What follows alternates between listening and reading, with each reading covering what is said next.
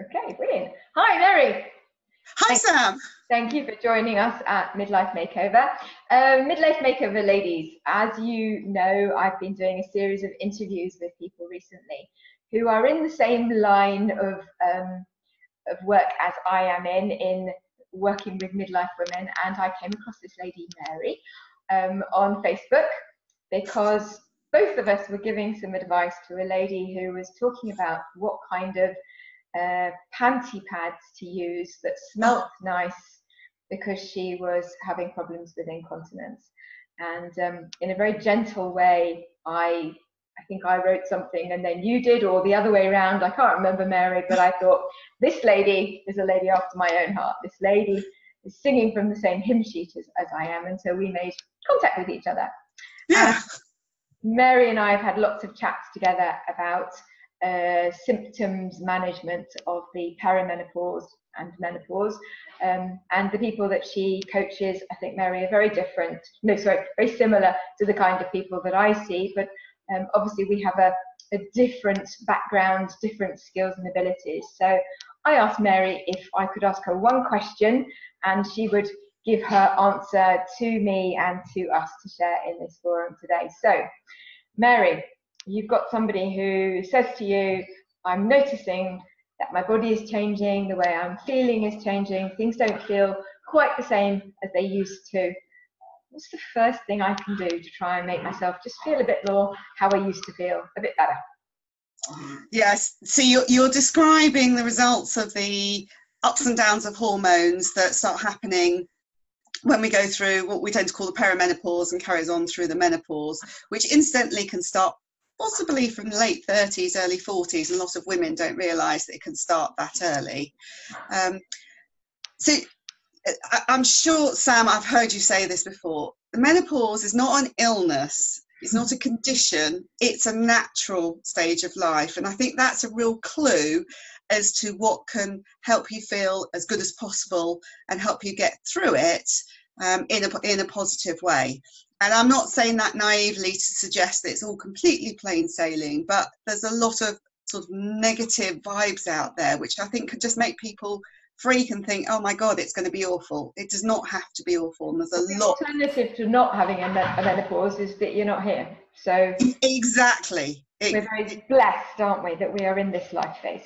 Yeah, and I think there's an awful lot. I think a lot of the menopause is almost making you stop and review where you are and thinking where you are and creating some healthy habits and things that will actually make you, will help you enjoy the rest of your life more. So listen to your body. So, yeah, so my kind of top tips for feeling as good as possible through this transition is, first of all, embrace it and feel positive about it and look forward to what it's bringing you. I mean, for some women, it can be a hard stage of life. There's lost opportunities, things going on in their life are difficult. But the more that you can do to embrace it positively, like you say, I've made it, I'm good, I've got these opportunities. Okay. Things have happened and I've got lots to look forward to. So you kind of hold beliefs and attitudes, and it's really easy to say that. And if you're listening to this and thinking, but I'm finding it hard, yeah. How can you tell me just to cheer up about it? I'm not talking about that. It's not a sort of Pollyanna type, oh, it'll all be wonderful. Because there are ways of kind of working through your mindset. I've got things like affirmations, gratitude, mindfulness, all these things that I'm sure that you, Sam, mentioned, you've heard other people talk about. They are real. They are scientifically proven. Personally, I can testify to the power of those. So having some... Why don't you just tell us a little bit? So I've talked a little bit about gratitude in one of my 30-day challenges. Affirmations, gratitude. Why don't you just tell us a little bit about what the difference is between each of those and how they work then? Oh, absolutely. So I'll start with affirmations. So affirmations are a way of reprogramming your brain in simple terms. They are a statement that you use, and you have to structure it in a particular way. You have to say it's in the present. It is something that you are doing, not something you would like to do, but something that you are doing. And it doesn't have to be something you absolutely believe where you are now, but you would like to believe, or you would like to move towards. So this is the thing, it's something you want to move to. So state, if you like, you want to move towards, but you use it in the present. So you, for example, you could say something like, I am growing healthier and happier every day. Right. And or I am in control of my health. Or this is a wonderful time of life I'm enjoying. And you can say those and you can kind of go, well, it's all very well, but is it? But the point is, if that's really how you'd like to feel, and this sort of ideal feeling out there, by saying it in the present, your brain starts to reprogram and effectively starts to believe it. And you can use it for all elements of life. Maybe if you're creating your own business, I've used it a lot in my own business developments. Like you, Sam, I run my own small business, and we come across maybe things we don't quite believe. So about things you kind of don't quite believe, but you would like to, and they're really powerful at reprogramming the brain. So they're what are called a neurohack when you look at the science of behavior change. Affirmations are lovely. Google affirmations, look at Pinterest, something like that, and you find some wonderful some ideas to use. Yeah, absolutely. So affirmations help you reprogram the brain and get you into a new mindset. Gratefulness is slightly different, because gratefulness is about maybe helping you see things in a slightly different light. I suppose there is a bit of reprogramming, but it's much more immediate. And again, there's proven science and evidence about how powerful this is. So gratefulness, ideally, I'd say it would be something every day you write down something you're grateful for. I use the 3 Ps, gratefulness, a person, I've been doing it for so long, I've now forgotten what they all stand for. It's a person, a possibility, and a place or thing, or person, place, and possibility. So first thing is a person, somebody I was grateful for today. It could have been a loved one, a friend, or it could have been someone at the checkout who just smiled at me. So someone in the day made you feel, smile, or feel happy, or you thought that person was doing something nice. It could have been just someone commenting on your Facebook. So a person. And the next thing is a place or something that you did, or a situation. So something you did, you enjoyed. Yeah, and it could have been, a major achievement. I won a contract in business. Or it could have been the sun came out. You could have been, I saw a bird flying, and actually I enjoyed that moment. And in some ways, the simpler the better. This isn't necessarily about the big things. And the third is a possibility. It's something you're looking forward to. Right.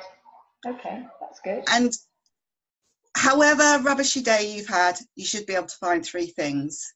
Or you just literally list 3 things. But I like those 3 Ps. So gratefulness helps you get in a frame of mind where you appreciate things more, and effectively it helps you become a bit more positive. Yeah, that's fantastic. That's really good. Thank you. Mary, can we just stop for a second? Yeah. Just pausing. So Mary, we've done 2 really important things, I think.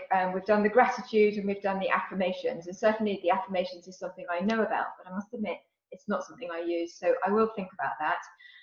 What other tips do you have? What are your sort of tool bag of tips that you might give to somebody to help them deal with what's going on at the moment? And that's such a good question, because the easy answer is it's different for everybody. But if I had to pick one thing that is probably going to apply to everybody in some degree, it's about managing the stress response. Absolutely. Now, I say that in a particular way because I'm sure everyone watching this, and everyone sort of interested in this world will have heard about stress and the effects of stress. And if I said, well, just get rid of all the stress in your life, you would probably switch off and say, but I have a life, I live, I do things. That's inherent.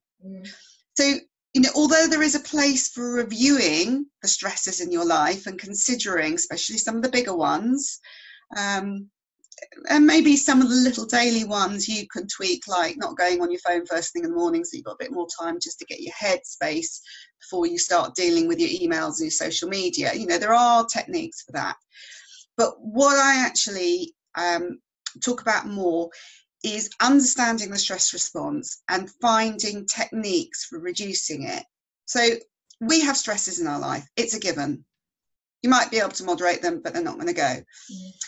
When there is a stress, like, I know the train's late, or you're doing a big presentation and you're nervous, or something in social media, you haven't got the likes or responses, or something's getting out of control, or someone said the wrong thing. All these things are stresses. Our body has one stress response. And biologically, our bodies are adaptive when we lived in caves. And funnily enough, we didn't have social media and late trains then and things like that. So our stress response was designed to deal with life or death. You know, we got stressed when the lion was running towards us. It might sound like a cliche, but if you understand that biologically, that's what we're doing. So our body then, it says, right, I've got this lion coming towards me. What do I need to prioritize now biologically? And I can tell you that managing your hormonal imbalances is not high on your list, because you might have seconds or a couple of minutes to live, and really your body's got to work out how to get your skates on or how to fight back. See, fight or flight response. So if you are faced with lots of stresses and your body is constantly going to stress response, it switches off your hormone production, your hormone balance, your hormone management, and also a lot of things to do with eating and food. And I mean, I'm sure I know you talked about, Sam, the whole diet thing, what you eat, is definitely there on my list. If you're not finding ways of switching off this stress response and managing it, then your body you're not allowing your body to perform the hormonal functions you need it to make. And, you know, as our hormones are going up and down through perimenopause and then down and down, and to where I am, which is post-menopause, I don't have the same estrogen and progesterone as before. So I want my body to be making as much of it as possible, even though it's smaller levels. Does that make sense? Absolutely. I think one of the things that I have heard people say is, I don't get a train. I'm not stressed. And I think up until your sort of mid-30s, we think of stress as being something that literally makes you stressed, rather than stressors that are around us. The mere fact you have to be somewhere by a certain time is in itself a stress, because your brain is having to think, I've got to be there. Even if you're not stressed about it, it becomes That's right. better. Because to get there, you need to be focused, your brain needs to be working out what you're doing, so your body is switching a biological function. And just to add to that comment about whether it's a stressor or we are stressed biologically, other stressors that annoys your end, so we're right. So I could just hear something and just make sure it wasn't. We're right. Yeah. Another really big area of stress is diet. So if anyone is eating a diet, for example, that's got sugar in it, alcohol, processed foods, something that you are intolerant of possibly, and top of the list is typically gluten and dairy, but not exclusively that. And that does not apply to everybody, so I'm not saying everyone go to gluten dairy free, but these are stresses on the body, and the body's going, what's going on? I can't deal with this. And again, it's switching off the ability to manage your hormones. That's right. So it's a very, very broad set of like interventions or inputs that are making us stress, but there's one stress response, and that is not good for our hormones. It's a little bit like my computer is right now. I think I've got 18 tabs open. And you've no idea where the music's coming from. And you have to turn down or close all those tabs, don't you? Yeah. So, all have to be closed. yeah. So, I mean, in terms of what could do about it, as I mentioned earlier, of course, is the place reviewing what, like you said, Sam, we can traditionally consider to be the stresses and what are causing us stress. Mm. But I tend to focus more on what we can build in, either as daily practices that give our bodies regular breaks. So we go into restore or thrive or rest and digest. Those are all terms used for the mode where we want to be, that will allow our hormones to start doing their stuff and balancing and managing themselves properly.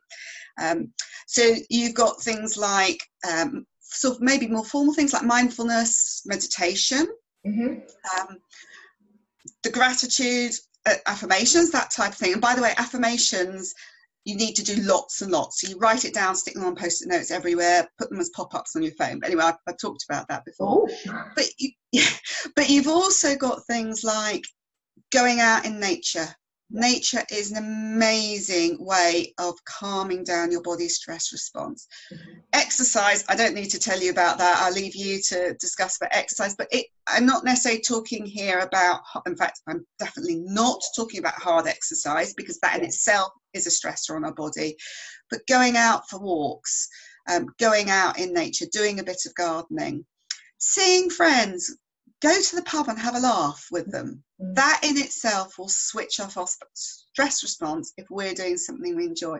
A hobby, an activity you've always wanted to do. I don't know whether you're good at it or not, but you know, maybe this is a time to say, I'm going to join that class. And I don't know if you talked about a flow, being in a state of flow. No. So getting yourself in what's called a flow state is a great way of, if you like, switching off the body stress response. Do you have, if you've got kids or remember being as a child, if sometimes a child could be sitting there colouring something in and you're talking to them and they're not paying attention. I don't mean they're being rude, because there's also that, but they literally can't hear you because they are so focused on their activity. They are in what's called a state of flow. Their whole being and mind is focused on something. And that typically tends to be something kind of creative, but I say creative in the widest sense of the word. So it might be drawing or sewing or sculpturing, that kind of creative. It could be creating something for a business or work, so you're focused on some kind of project, but you get in the moment so much that you lose sense of what's going on around you. And that's very, very powerful to be in that flow state, if you can find something. I'll tell you what I did. I've taken up jigsaw puzzles. I know that might sound really strange. I used them years ago. Saw someone doing it. I thought, that's great. And when I do it, I put some music on. I just sit there and I love it. I'm just lost in my own world. Lovely. That's great tips. I think the hobby thing's very interesting. I remember somebody asking me not long ago, and people who know me went through this sort of journey with me. What's your hobby? I haven't got a hobby. I've forgotten what it's like to have a hobby. I haven't had a hobby for so many years because I've been a mum and a wife and a business owner, and I've forgotten. And actually, in the past 2 years, 3 years, I've really tried to turn that round. And because it's all about time, isn't it? If you have a hobby, you have to take the time to put yourself first. And most of us haven't done that for a long time. And that's so important. Don't even get me started in prioritizing yourself and not feeling guilty. And I go back to a comment I said right at the beginning. I think part of what happens through menopause is it makes us stop and reflect. It's almost like these symptoms are saying, listen to yourself. You need to put yourself higher up your priority list. And if that means finding a way of creating time, you could maybe start with a hobby just by doing some YouTube videos for half an hour once a week. And build it up. Maybe going to a class is too much, but I think as women we are, and I count myself in this, I find it really hard to not feel bad about just taking time out for myself, but actually we need to do that to be strong for everyone around us. It's not optional, it's not guilty. And I think learning that whole sense of who we are and our priority is really important for helping us feel better, and that will let go of some of these unwanted symptoms. So there's a piece of research that's just been done that in effect, Mary, says that if you have positive thoughts about yourself as you go into menopause and out the other side, in fact, it's quite probable that your symptoms won't be nearly as bad as if you think it's going to be all doom and gloom. Is that something you see in your practice? Absolutely, yes, it is. And the interesting thing about that is that it's, I think, because some women just don't get symptoms or don't get many symptoms that they're not really bothered by it. And there's lots of, I mean, that's a whole different subject as to the sorts of evidence as to what leads up. But if you got to the point where you are getting really unwanted symptoms, and you maybe you're listening to this and thinking, do you know what, I do think it's rubbish. I'm not sure I've got positive. You can do something about it. So I don't want you to think it's just you happen to be that way and it will be all right and that's that. Yeah. It is something that you can change and work on, and that's absolutely sort of thing like a gratitude diary. Your 3 things: your person, your pleasure, and your possibility, are really powerful.